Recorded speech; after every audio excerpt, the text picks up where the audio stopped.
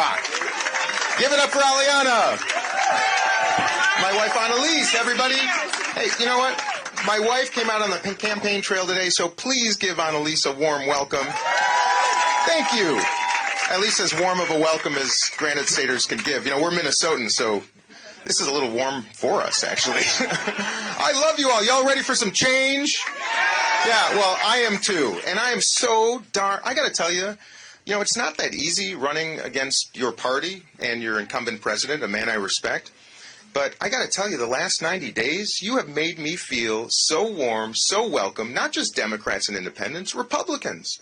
And I'm on this maybe bizarre mission, but I hope it's the same one you share, of demonstrating to this country, beginning on Tuesday night, that we are actually a lot better than people think. That entertainment would not have us believe that we are as divided as we really are. What do you think about that? You know, we're all in this together. You know, it was John Lewis, a friend and colleague, of course, who passed away a few years ago, an icon of the civil rights movement. He used to say that, you know, some people came to this country on slave ships. Some came on the Mayflower. Some came on steamships like the SS Lon, on which my ancestors came in the late 19th century. But he said no matter what ship or boat you came in on to the Americas, you're all in the same boat now. And that's kind of what I'm thinking right now. You know, we are an extraordinary country that have been divided by two parties in which I'm gravely disappointed. And I'm just going to tell you a little about my background and why I'm doing this. And most of all, I want to hear from you because I don't know about you. I think if you run for president, you should show up and face the voters and walk through the snow and see the press and answer questions and do debates and do town halls. I mean, it ain't rocket science, my friends. And that's why I celebrate all the candidates who have come here to do so, because democracy dies in the absence of its practice. And there is not a state in this country that understands that better than you. I've seen it. I've lived it over the last 90 days. My goodness, you're good at this.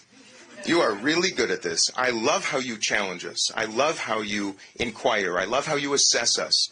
You're doing a service for this entire country, but also freedom lovers around the world.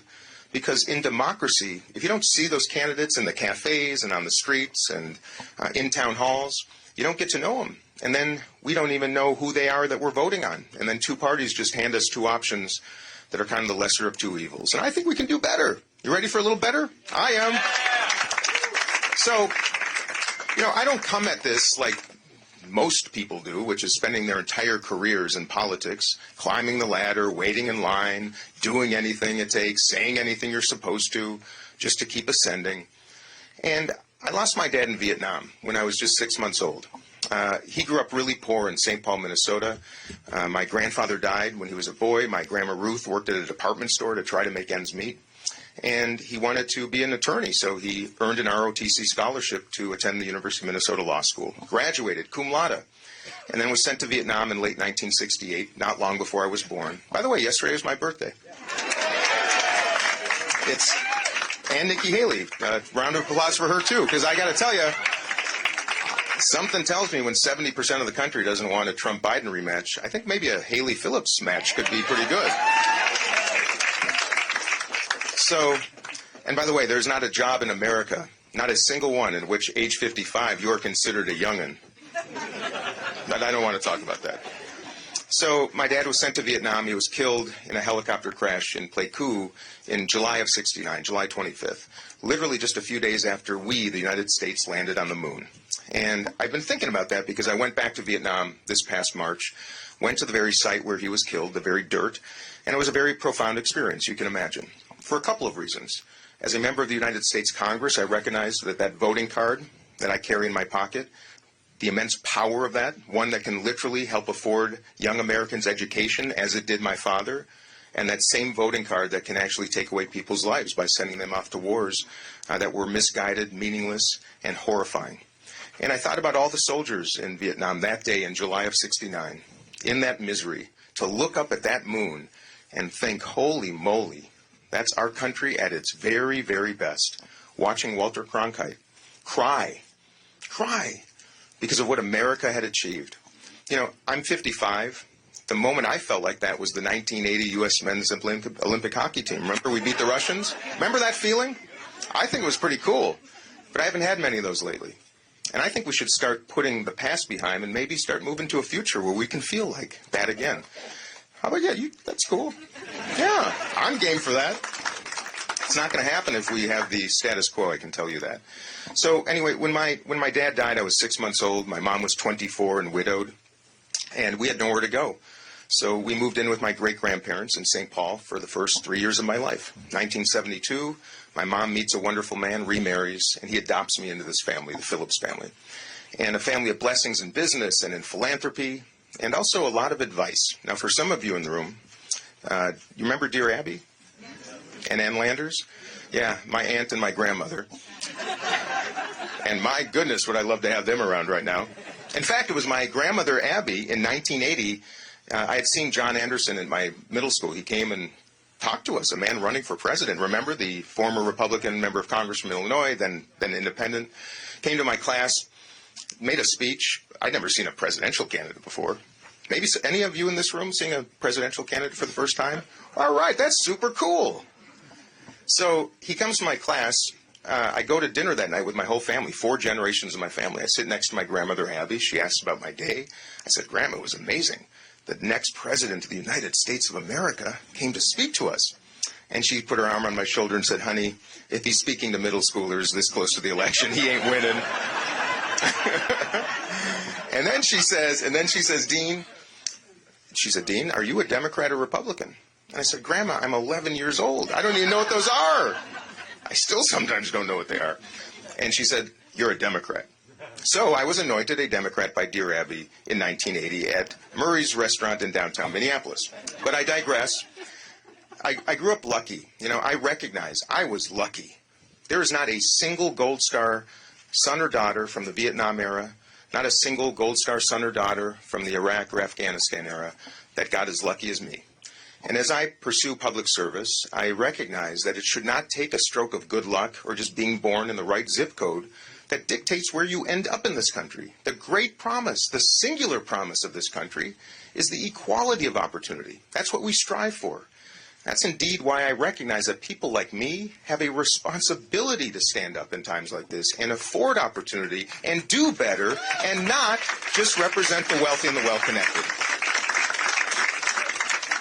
So I also had a great-grandfather, J. Phillips, who taught me the most important lesson in my life. He said, Dean, money is like manure. If you stack it up, it stinks. But if you spread it out, it fertilizes. I think that's one of the greatest truths in the world. We got plenty of it. We're just not spreading it out in a way that's fertilizing. And I think that in business, I think that in philanthropy, and I sure as heck think that in the United States Congress and when I'm president. So anyway, I grew up in this wonderful family, all these blessings. I graduated University at Brown. I joined a startup company for 2 years. By the way, this is the most extraordinary startup I've ever participated in, you can imagine. Early stage.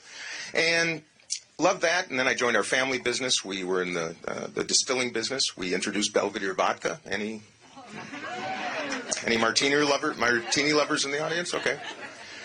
We built that brand. We sold it. Then we entered the ice cream business. Any Talenti Gelato fans in the house? I never know what the most important laugh line or excitement line is. See, yeah. You rock, everybody. Yeah, we do. I want to share with you my vision for America. That's wonderful. Maybe you can do it after I do it. Sorry, I booked this room, though. Oh, okay. Who are you? Hey, that's all right, man. Don't just be cool. You know what? This is frankly why I'm running. We're living in this kind of era where disruption and disrespect seems to be the only way people can attract attention. And that's why that's why you know so many of my colleagues and you probably don't know me yet. In any case, so we sold Talenti. What's your favorite flavor, by the way? Let me hear it. Oh, it's mine. Oh, I like that. See? You know what? I like cookie crunch and pistachio. Yeah. I used to say vanilla, and then people said, Dean, that makes you look milquetoast, you know? So anyway, and by the way, there's a connection here. I like disrupting categories that have two big brands that have lost sight of what the customer really wants. It was Absolute and Stoli with Belvedere. It was Ben & Jerry's and Haagen-Dazs with Talenti. And now it's Democrats and Republicans. So my family and I are watching the 2016 election. Annalise, my mom, my brother, kids. And I was shocked. I mean, it was the first time in my life I really felt this country change and take a very dark turn, for which very few of us, I think, were prepared and anticipated.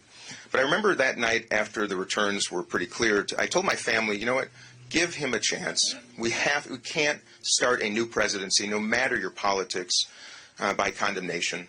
Got to give him a chance. And of course, I did, and it was a bad one. But I'll tell you, what really was painful is waking up the next morning. First thing I heard is my daughter, Pia, crying in her bedroom. She was 16. She had just recovered from Hodgkin's lymphoma. A tough couple years for our family and her, of course. And she's a gay woman. And I didn't know that when she was 16, but I saw something in her eyes. Some of you may have had the same experience that jarred me, that really made me concerned about her future. And I know, as a person of privilege, how lucky we are. I know many kids wake up every morning with that fear in their eyes, but for me it was a very indelible, jarring moment. So I sat at the breakfast table with my daughter Pia. We FaceTimed Daniela, who was at college, and I promised them right there that I would do something. I raised them to be participants, not observers. And in America, you stand up. You stand up and meet the moment. If your mittens weren't on, it would be a much better clap. Never clap with mittens. So I decide, you know what, we had just opened some coffee shops. I think the solution, by the way, to our greatest problems is just finding places for people to gather and get to know each other, space and place. Don't let angertainment, like I said, on the screens tell us we're divided. Let's get off the screens and have coffee. So we opened a few coffee shops. Gave that up. I decided I'd run for Congress. I talked to my family. I talked to my friends, the people I trust the most. I'm like, what do you think about this? They said, Dean, you're out of your mind. Why would you want that? Why would you try to take on a candidate who just won by 14 points? Why would you run in a district that has not elected a Democrat since 1958? I said, that's exactly why. That's exactly why. And I did. And we put together the most extraordinary team. We call ourselves the Dean team. We call our younger people the Dean's List, so you're all invited. That was the best way to, in fact, some put it on their resumes, and I think it's confusing, but that's specific.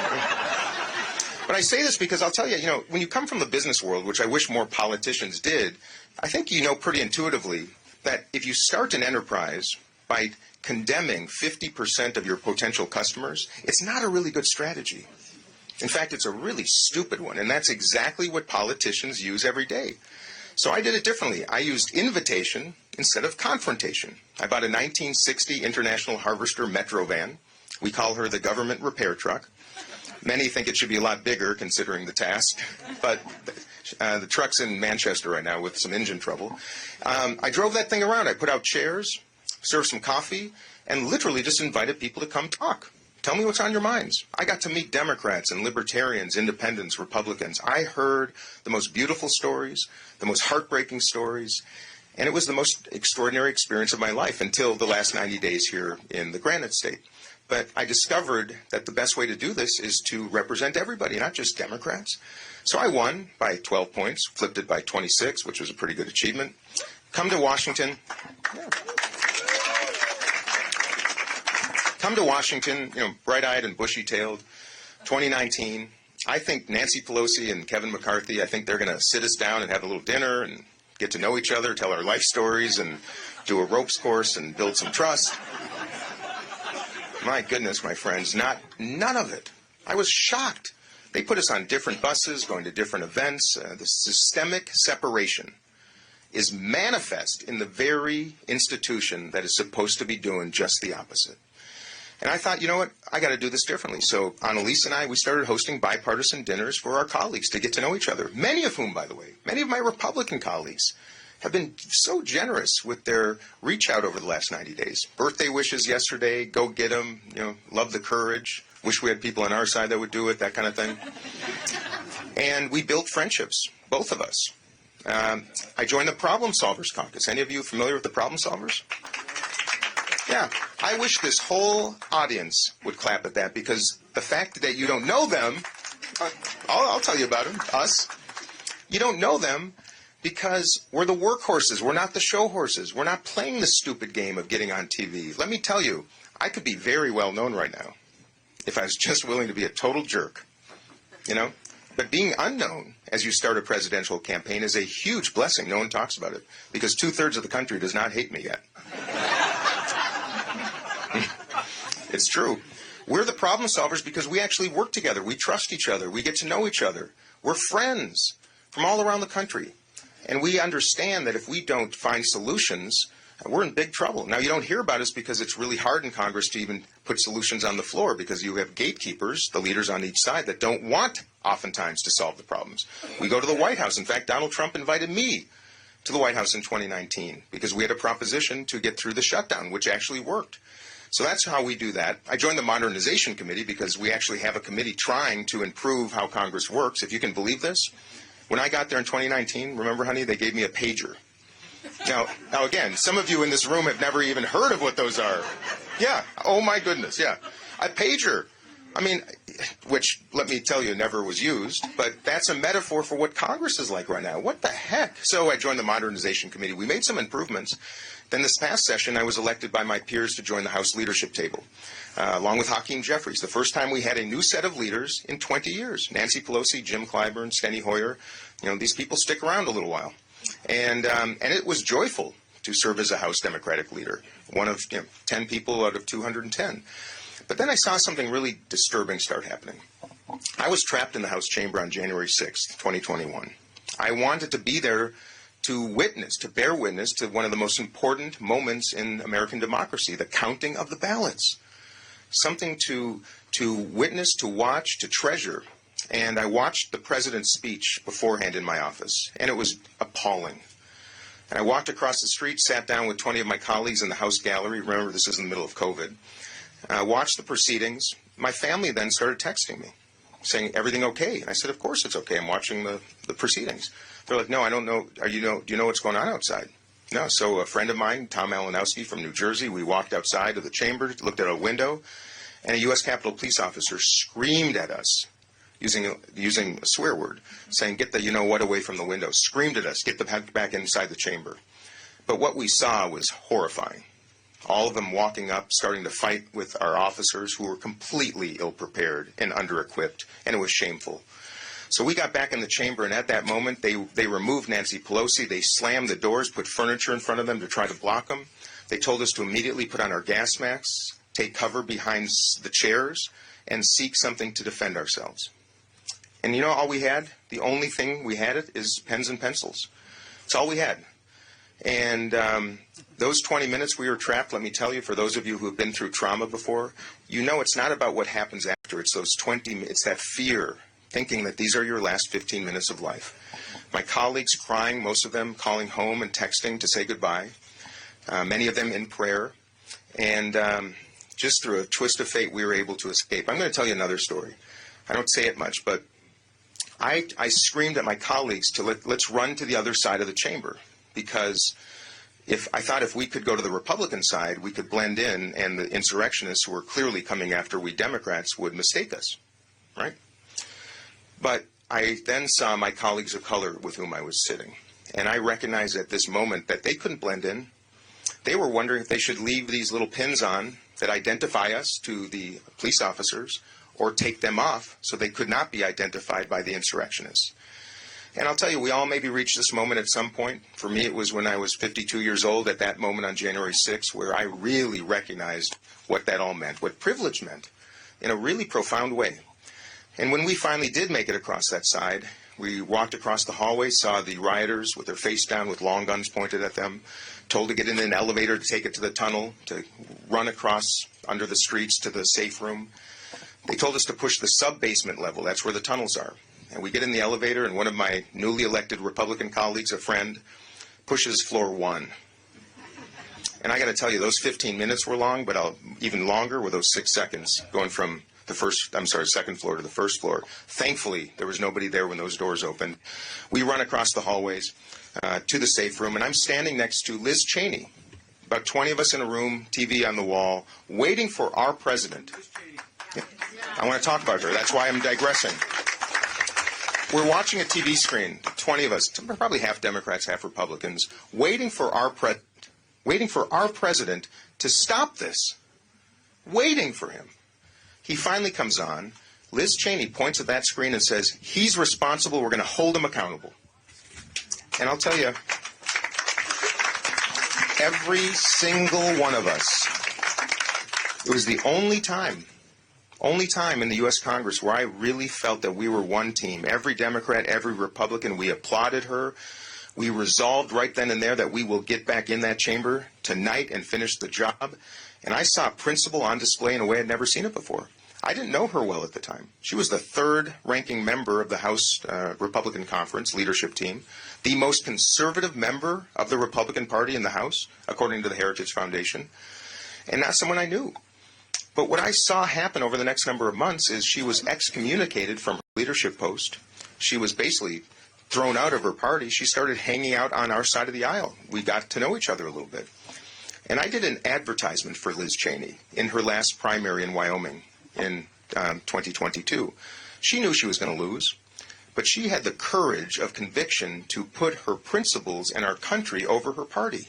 The audacity to actually protect the Constitution to which we took an oath. And I thought I should do something.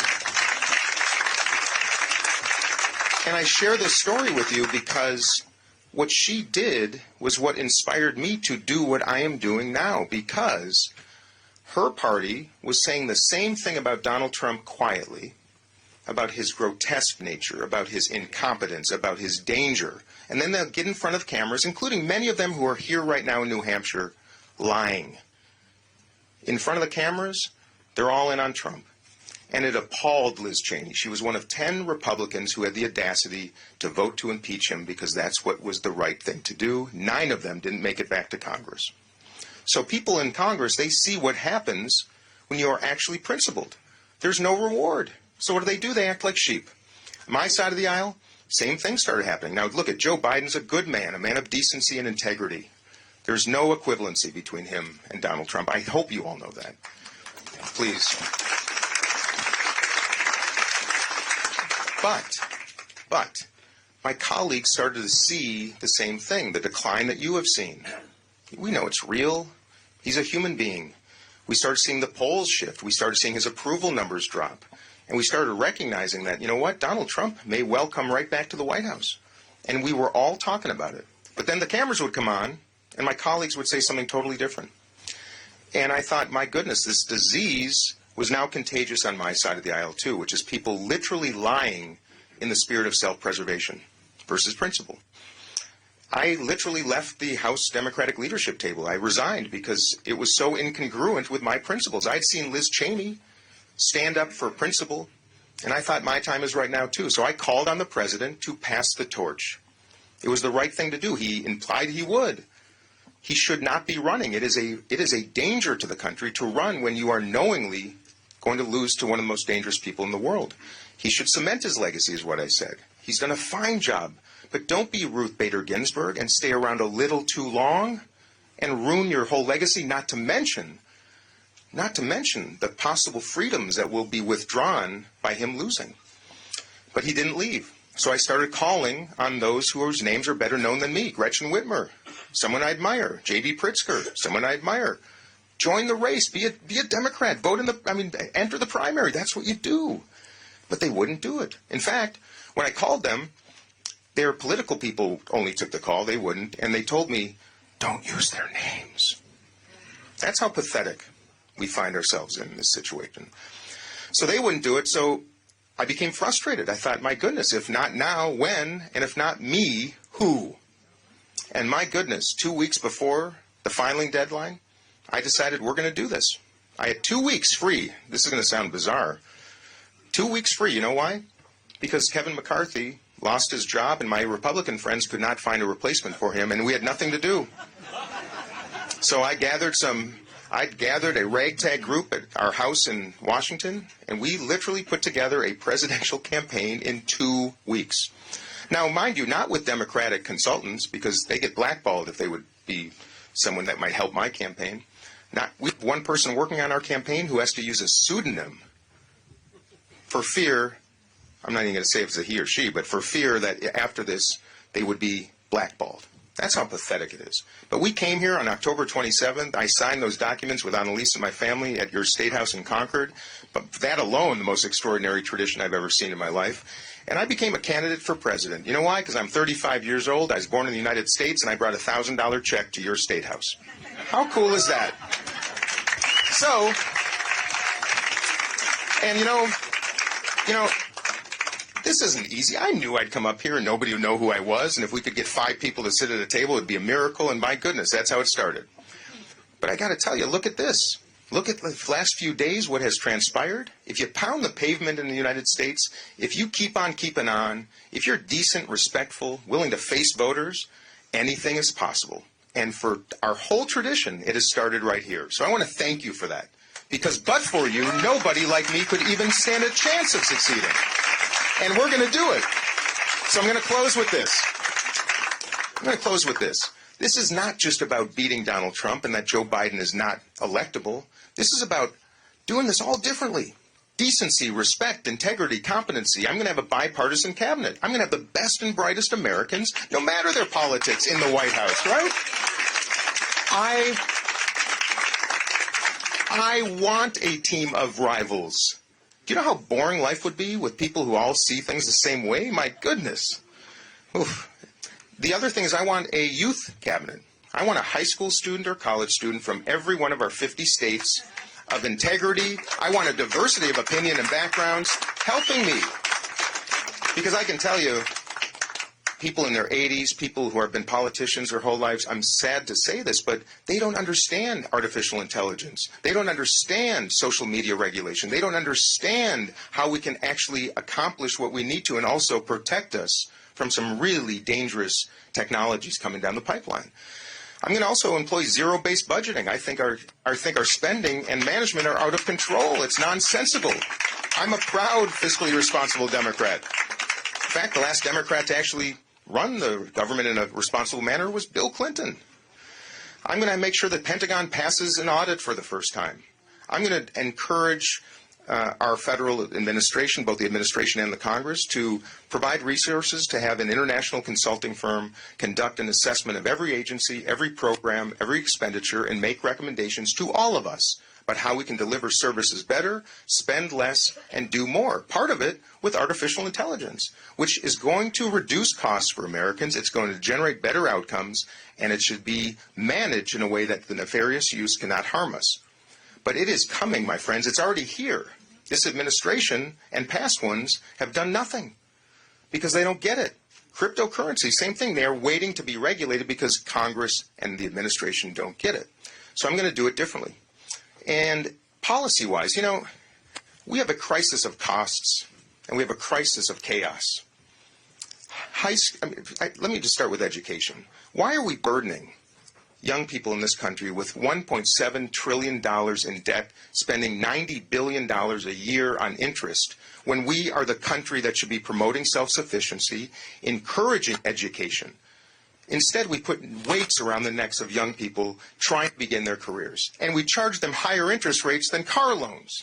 Nonsense, not when I'm president. How can we, the United States of America, tolerate the fact that 500,000 of our neighbors are sleeping outside every night?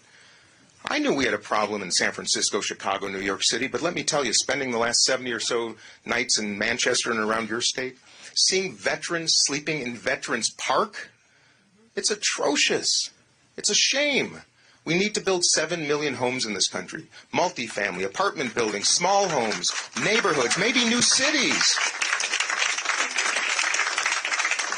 And I'll tell you, it's not rocket science. We know how to produce in this country, but we have zoning laws and local regulations that literally make it impossible. We can fix that. And lastly, health care. 25 million of our neighbors have no health insurance whatsoever. None. 90 million underinsured. People who, when you get sick, you think you have coverage, and then you get these tens of thousands of dollar invoices, surprise billings in the mail, which is why 66% of bankruptcies in our country right now are from medical debt. What's wrong with us? You know what's wrong? We allow pharma companies to bring $300 million a year to Washington. They shovel it into the pockets of candidates and members of Congress. They shovel it into the pockets of lobbyists, that is like an army on Capitol Hill, and they influence legislation generally to simply maintain the status quo. That's the only explanation for this nonsense, which is why I'm proud to be the only member of Congress who takes no PAC money, corporate or otherwise. But that's not all. That's not all. No PAC money, no lobbyist money. I don't take money from members of Congress, and I don't give money to members of Congress. It's just a shell game and money laundering. And then lastly, fifth, I'm one of the only ones that has no leadership PAC, which is just a slush fund for politicians to use it as they wish. I'm the only one out of 535 that can tell you those 5 things. The only one. So why do you think we have this problem?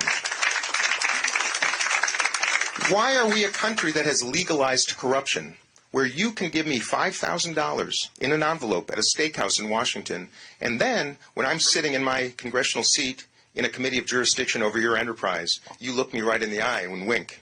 That's how this works. Everybody's being bought and sold because the whole game is money. 10,000 hours per week. 10,000 hours per week is how much time members of Congress are spending raising money. You know who they're raising it from? Not people struggling. The wealthy and the well-connected. This fact is, I know this because I'm one of them. I used to be the one that got all those phone calls. In fact, I ran for Congress in no small part to end those phone calls. They don't call me for donations anymore because they know I don't give them. I say that because I'm discovering the truth. So what happens when you're spending 10,000 hours per week raising money from wealthy people in Washington and around the country? You know what happens? Even if you're a good person, you don't spend time with all the other people that matter, that are really struggling, 60% of whom are living paycheck to paycheck, 40% of whom can't afford a $400 emergency in the United States of America in the 21st century. That's the problem. So I got to tell you, the last 90 days, spending it with all of you and so many of your friends and neighbors around the state, it has been eye-opening and heartwarming and very upsetting to see the struggle of so many people. And I wish my colleagues would spend more time doing that than raising money from the wealthy. So that's what we got to do. Food is too expensive. Fuel is too expensive. Chaos at our southern border. I'm a Democrat telling you the truth. It is an unmitigated, embarrassing disaster. And Democrats should also own it. It's a failure of Republican and Democrats for years. Why don't we solve it? Because actually solving problems is not politically advantageous. Not when I'm president. I'm sick of it. We also have chaos in many of our cities. We have chaos around the world, wars in the Middle East, wars in Ukraine against Russia. It is feeling uncomfortably and unsafe right now for way too many Americans. And it's solvable. And that's why I'm running for president. I see how to change this, but we're not going to change it with someone who's only willing to do what the party wants. I acknowledge I have center-left ideas and center-right ideas. Healthcare, by the way, as I spoke about earlier, we need national health insurance. Simple. It's the most moderate centrist position I might have. Why? Because it's going to save us money, save us lives, finally establish a mental and emotional health care system so we can end diseases of despair, stop gun violence, make sure young people grow up happy and healthy and secure, and if not, we have a place to go. I ride with police officers all the time. Every single ride-along I do, they say the same thing. Every time we go to an emotional health crisis, we have nowhere to take the patient. And if we find somewhere, they're right back the next day without any follow-up care. It's ridiculous. National health insurance will literally save us trillions of dollars a year, modest investments up front, saving us tons of money down the road. We're spending $12,000 per person in this country. Double any country in the world. Our outcomes are mid-pack. When I'm president, there's not going to be a pharma company that will sell their products in our country for a penny more than they do to the Canadians, the Mexicans, the Spanish, the Australians, or the Japanese. And believe it or not, just yesterday, the New York Times published an article, we pay 100% more than all of our peers for pharmaceuticals, right? Believe it or not, if we paid the same as everybody else, that would provide $250 billion a year.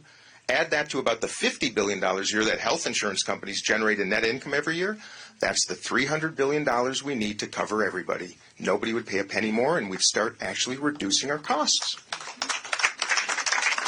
So I think, and a lot of journalists will say, those are progressive policies. I say, no, those are the most centrist, reasonable, common sense policies.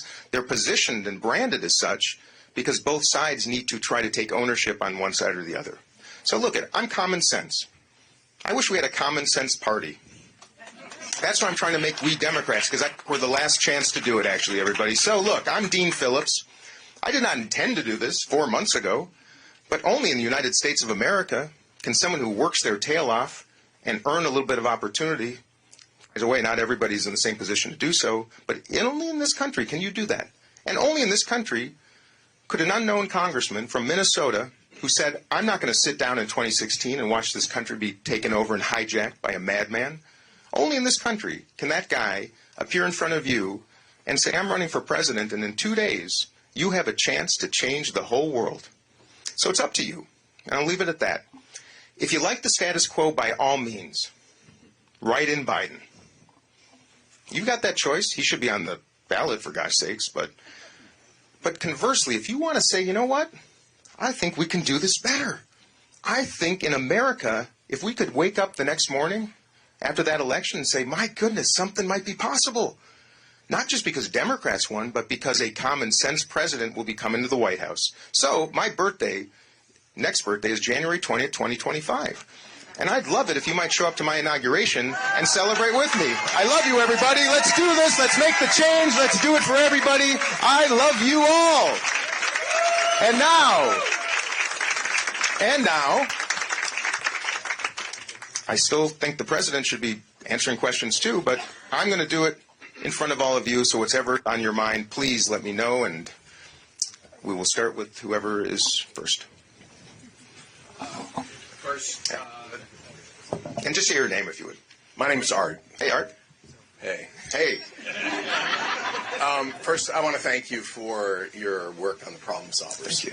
I think it's clearly the primary source of legislative productivity in Washington. Exactly. And you got to get your hands dirty to do it, and thank you for that. Thank you. I'll give you a choice. You can have a substantive question or a political question. Let me think for a moment. I'll take the former. Okay. My understanding is that one of the primary ways you'd like to improve Social Security is to raise the cap on salaries. That idea has been around for a while. Many Democrats have recently suggested instead that there be an increase on business income taxes as the alternative to raising the cap. Can you compare the two and say why you come down on one side? Yeah, I hope you all heard this. This is the question of Social Security, and I'm going to answer your question by actually starting with something I'm going to be proposing, which will tie into this. My solution for one of our great crises in this country, which has there are a lot of crises, but one of them is frankly the long tail of slavery. It's the only thing that can explain why black families in this country have so much less wealth than white families. If you believe that all are created equal, the only thing that can explain the 6-to-1 ratio of white wealth to black wealth is that our policies in slavery undermined an entire community for a long, long time. And I think the solution to that is to do better by all children, which will disproportionately and particularly help communities that have been suffering for a long, long time. So my proposition is something called American Dream Accounts, where we would endow every baby born in this country with a $1,000 investment account.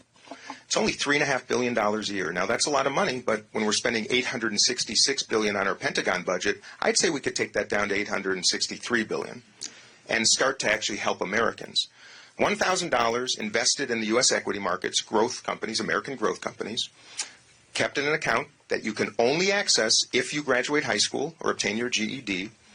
You can add $500 a year, $45 a month to it. Could be private resources, could be philanthropic, could be public. If it grows at 6% by the time you're 18 and you graduate high school, you have $20,000 to start your lives as an owner in this economy. You could put a down payment on a house, start a small business, begin your lives with a little bit of a start. Everybody. Don't have to rely on your parents and sleep on their couch in the basement kind of thing, right?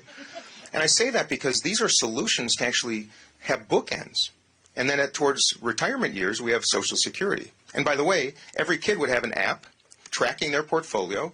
They start elementary school and in high school being taught about investing, financial management, and entrepreneurship. I mean, isn't that American? Yeah. I believe in self-sufficiency, but let's give people the tools to become self-sufficient. Now we talk about Social Security. You know, I think Nikki Haley wants to raise the retirement age. I don't think that's the solution. I think the solution is actually just to go from 160 to 250 for the contribution cap. My concern about taxing businesses, and I'll say that because my concern about taxing businesses is I'm a small business person. I've run large businesses and small. Let me tell you, it's a lot harder to run a small business. And any of you in this audience who do so will understand that the last thing you can afford right now is higher taxes. It's hard enough to make ends meet. I mean, it's really hard, especially in this inflationary environment. So I believe 160 is it's a regressive tax, and I don't think it's really fair if you're making those making above 160 are not contributing, and at that much more. So 250 is not that much more. It'll save the program until the 2040s. But here's my other proposition. This is where we don't spend a dime more. It's so American. It's a pool by which successful, financially secure Americans who don't need their Social Security would contribute it back at their own election to a pool that would be redistributed to the lowest 10% of Social Security beneficiaries in the country. Very much informed by a lunch I had with two extraordinary women in North Conway a few weeks ago who told me that at the end of the month, last 3 or 4 days of the month, they have to eat cold cereal for dinner because they can't afford to buy and make a hot meal. And it really broke my heart. And I thought, another $100 a month just to millions of people could actually eat a warm meal? Is that not in our purview and possibility? And I know many of you in this room, myself included, would love to do so. Let's inspire philanthropy, not taxation, not mandates. Give people a chance to help one another. Nikki Haley simply wants to have a means test, whereas you don't get your Social Security if you make a lot of money. I don't think that's the way to do it. I think we should give incentives to people who want to share. That's my proposition. So everybody can have different views, but that's what we should do. And I'm open to other ideas, by the way. Hi, my name is Sharon Mullen. Hey, Sharon. Yes to just about all of this.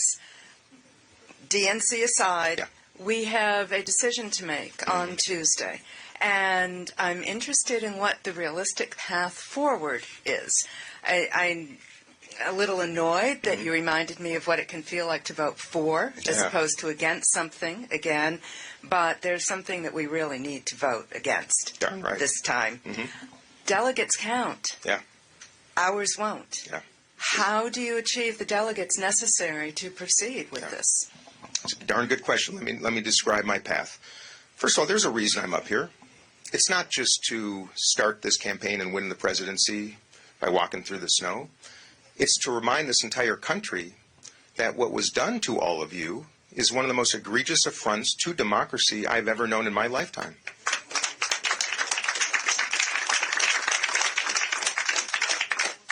Initiated ostensibly by the President of the United States of America, who is the leader of the Democratic Party.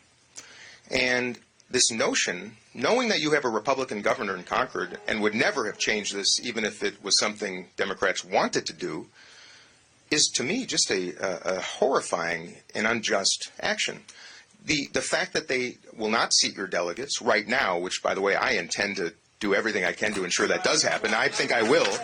That's going to be up to you. It depends what happens. But what really, really I found sickening is that the first time that I know this has ever happened, the Democratic Party sent a letter to Democrats here in New Hampshire saying that this is a meaningless election. It's not even an election.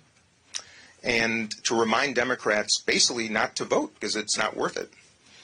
Which, of course, your state responded with a cease and desist letter to the Democratic National Committee for the unlawful suppression of voters. My party, you know what?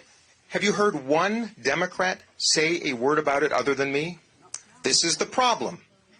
They know it is sickening. They know it is illegal, and they know it is an affront to democracy. But gosh forbid, if you said something about it, you might actually lose your next election.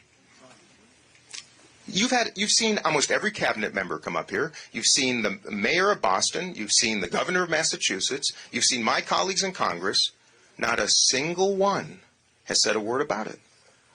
I'm telling you the truth, and I'm saying the quiet part out loud. It is wrong, and I will call BS on any party and any person that causes an injustice to democracy. So that's the beginning. I could have avoided this because there's no delegates. I think to honor this extraordinary 103-year practice of vetting candidates in the way you do it is something we should honor. Honor, not get rid of. And this is when it goes back to all of you. You ask about the path?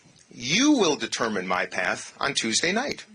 Not me. I've done everything I could possibly do with the time and resources that I could generate in 90 days. Now it's your choice. A write-in vote for Joe Biden is a vote for Donald Trump because Biden will lose to him. It's also a vote to condone what happened.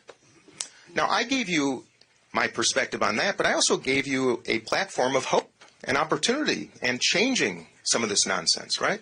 So it's up to you. If every one of you in this room told 10 people over the next 48 hours about me, encourage those to participate who may not be, maybe even change the minds of some of those who are planning to do something else, we might just shock the world. That's up to you, not up to me. That's the beautiful thing about democracy, which is kind of a rhyme. I like that. It's up to you, not to me. That's the beautiful thing about democracy. Hey, you never know where inspiration comes from, my friends. So that's the answer. And I'm going to finish up with this. I'm going to keep walking through this country and meeting people where they are, answering their questions, showing up, debating, doing town halls, wherever I can. I intend to go to that convention in Chicago and make my case that I am better positioned, better prepared to defeat Donald Trump. That's the only reason I'm in this business. To defeat this man one way or another. I will do what it takes, I promise you, because you want that and we deserve it. Okay? We're going to do it. I'm telling you. Congressman Phillips, thank you for running. Oh, thank you. My name is Esther, and I'm a public school administrator for the last 25 years in New Hampshire. Hey, can I ask how many teachers in this room today? Oh my gosh, I love you guys. Thank you, thank you, thank you, thank you. Any veterans in the room too, please? Thank you for your sacrifices. Thank you. I just want to honor those who do what you all do. So for the last 20 years, I've been waiting for special ed to be looked at. Mm-hmm.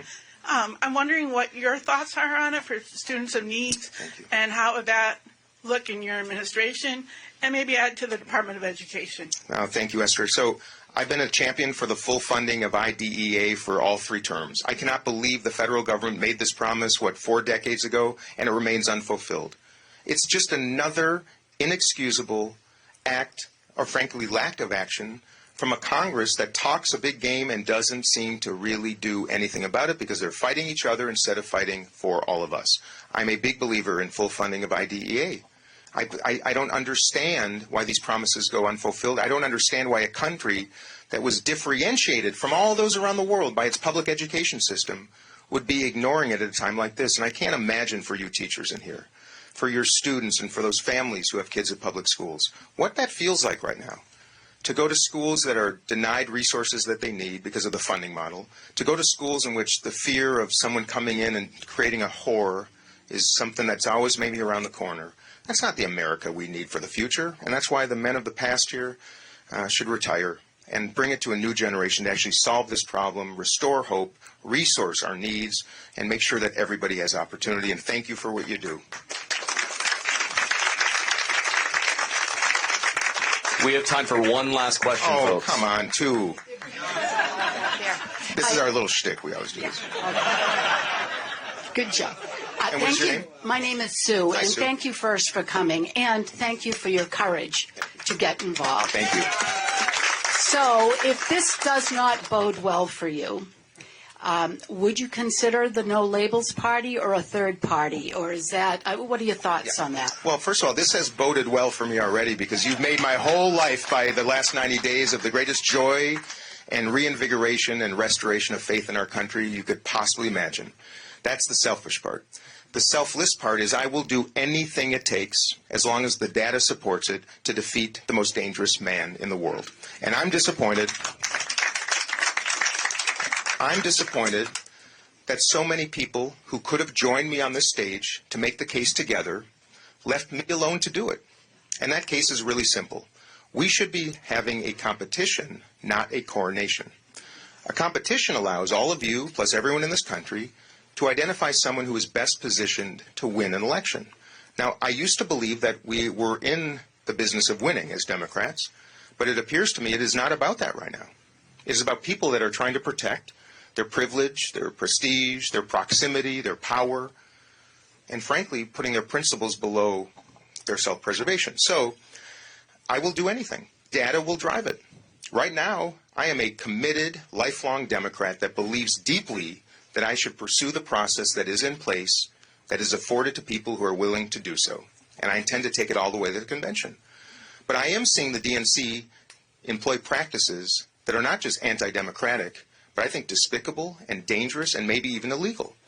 So if they are going to deny the opportunity to have a competition, I will keep going, but I'm not going to turn my eye blindly, like all of my colleagues are doing, to other ways that we might still defeat Donald Trump. So I'm just going to leave it at this. Whether it is any third-party entity, if they have data that shows that by putting up a certain candidate who could actually take votes away from Donald Trump, if it is a Trump-Biden matchup, why would we not all consider that? Why would all of you not consider that? But if you notice, Democrats are the ones that are attacking that entity and others with such fire, the same way they're doing it to me, which makes me wonder what is really going on. So all I would ask is all of you, like me, keep your hearts and minds open. Please vote for me on Tuesday. By the way, if you vote for me and we start this thing with a huge shocker, we won't have to worry about third-party candidates. Because you know what? No labels is only going to activate if it is a Biden and Trump matchup. So vote for me. Let's end the even conversation about it. Make it easy for you. So, can we do one more? Okay, fine.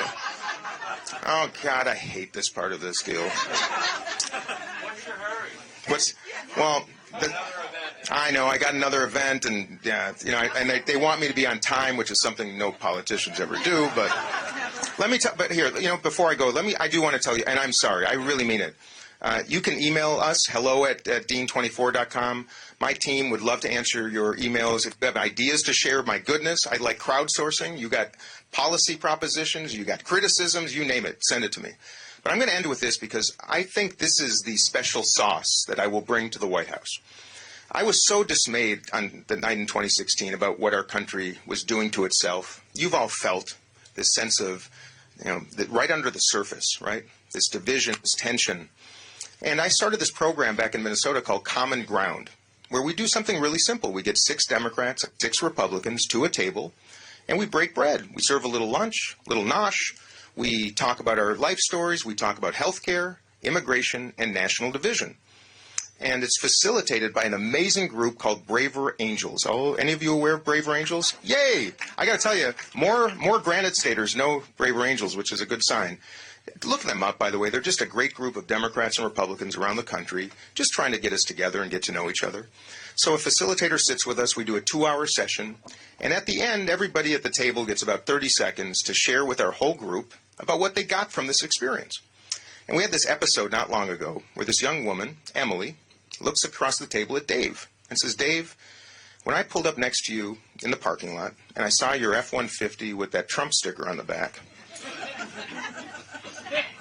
she said, I almost started my car back up and left the parking lot and went home. I could barely get myself to come in the building, let alone sit at a table with someone that would drive that truck. And then she smiled and said, you know what, though, Dave, I got to tell you, I've never sat with a Trumper, and I like you. Yeah, that's what I did. But then it gets around the table to Dave, and Dave looks at Emily and says, Emily, when you drove up in your Prius, I wanted to run it over. And then Dave smiles and says, but Emily, I got to tell you, I'm glad I didn't run it over because I've never sat with a progressive, and I had no idea how much common ground we had. Yeah. And at that moment, the dyed-in-the-wool Trumper, the bleeding heart liberal that came in as enemies, stood up in front of our table on their own accord, and they embraced, they hugged each other. And I thought to myself, maybe my whole life mission, if you knew me a little bit, you'd probably know that my whole life mission was literally fulfilled in that moment. Because we demonstrated that just a little space and place to bring people together break some bread, have a cup of coffee, grab a beer. Anything is possible. And whether my career comes to an end in November, you all know I torpedoed my career in Congress. I knew I would the day I announced my candidacy. I won't be running again. But I did so to not torpedo this entire country. And whether my career comes to a close in November, whether it goes another 4 years, or maybe even 8, I do make a commitment that if I serve 2 terms, I will leave thoughtfully and quietly.